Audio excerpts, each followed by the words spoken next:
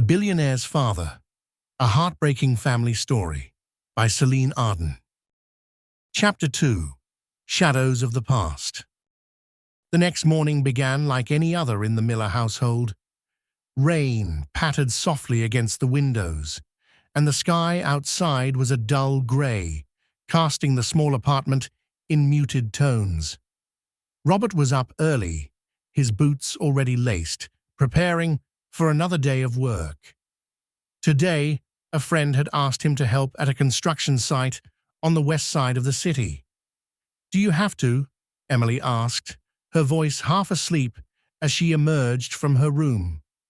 She leaned against the doorway, hair tied back, wearing a wrinkled blouse. "It's pouring outside." "You'll come back soaked and sick." Robert shrugged. "Work doesn't wait for the weather. Besides, the bills don't either." Emily bit her lip, wanting to protest further, but she didn't. Instead, she sighed, grabbed a piece of toast, and sat down at the table. David hadn't yet stirred. His nights out often left him sleeping past noon. "Dad," Emily hesitated, "do you ever wonder why we're stuck? Why no matter how hard we try, nothing works out?" Robert looked at her gently. "Life isn't always fair, sweetheart. But effort pays off in ways you don't see right away." Emily frowned. "That sounds like something you'd say to make yourself feel better." She picked at her toast, frustration simmering beneath her calm tone. "I just don't want to end up like you. Working odd jobs, scraping by, waiting for something that never comes." The words stung, but Robert didn't flinch. He only nodded slowly, then left for work. The rain turned the site into a muddy mess.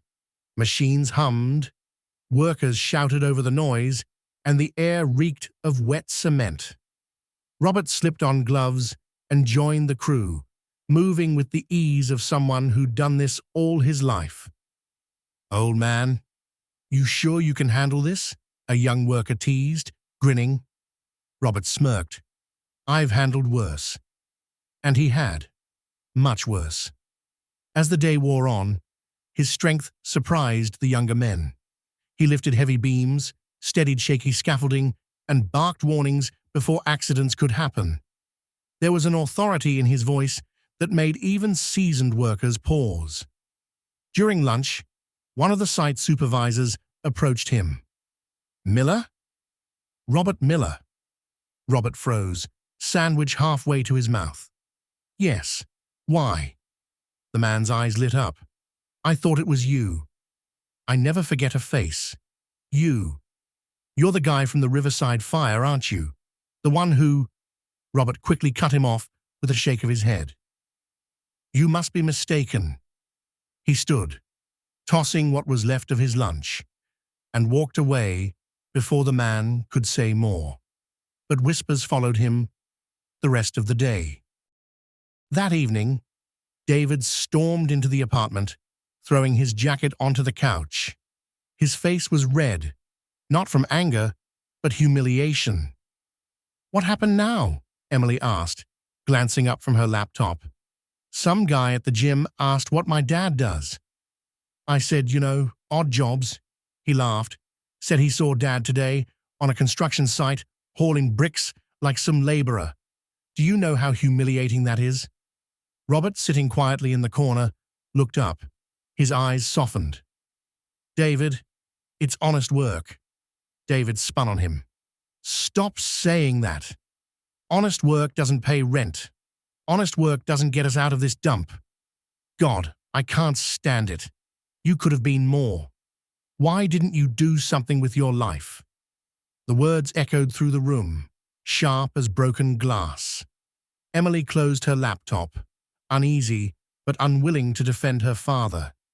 She too harbored the same resentment, though hers was quieter, less cruel. Robert didn't answer. He simply lowered his gaze, as though the weight of his children's disappointment pressed him deeper into his chair. Later that week, as Robert was coming home, a sleek, black Mercedes pulled up to the curb. Out stepped a man in his 60s, dressed immaculately in a tailored suit. His presence alone drew stares from neighbors. "Mr. Miller," the man called, his voice warm, familiar. Robert stiffened. "Mr. Hayes, it's been a long time." The man walked over quickly and, to the astonishment of onlookers, extended his hand with genuine respect. "Too long. You've been hiding yourself," my friend David, who had been loitering outside with a few friends, nearly dropped his cigarette. "What the... Dad, you know this guy?" Hayes turned, smiling. "Know him? Son, your father once saved dozens of lives, including mine. If not for him, I wouldn't be here, nor would half the people in my company today." David blinked, confused. "Saved lives? What are you talking about?" Robert's jaw tightened. That was a long time ago. But Hayes wouldn't let it go. "Your father is a hero. And more than that, he was once one of the most promising men in this city. Brilliant, fearless. Everyone admired him." Emily had just come down the stairs and froze, hearing the words. Her father? Admired? Brilliant? It didn't make sense. Robert cleared his throat, forcing calm.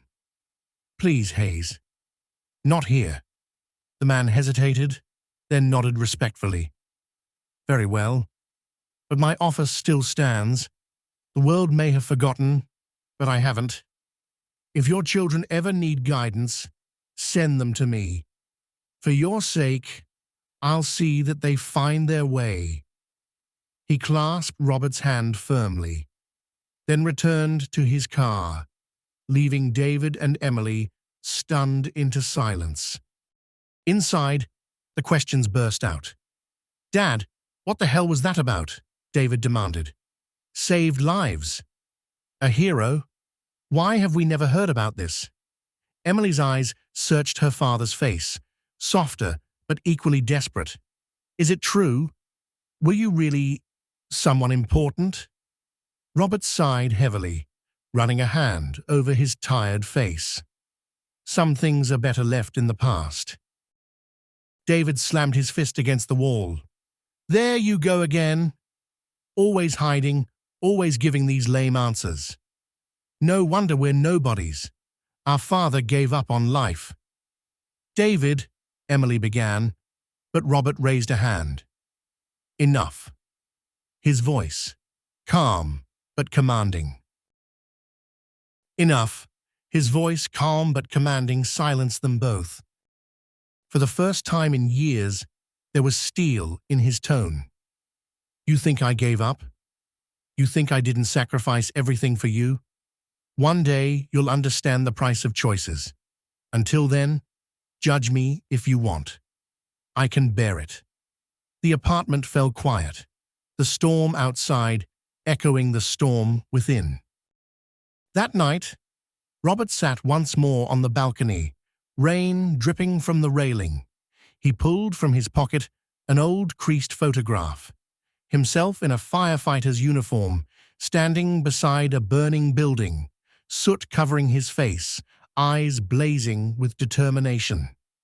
Behind the smile of the young man in the photo lay the truth his children never knew: the night of the riverside fire, when he'd rushed into the collapsing inferno to pull people out, when he'd ignored orders, risked everything, and emerged scarred but alive. The night he had lost not just his health, but his career, his future wealth, and his chance at a different life. He traced the edges of the photo, then tucked it away. For now, the secret remained, but cracks had begun to show, and soon the past would no longer stay buried.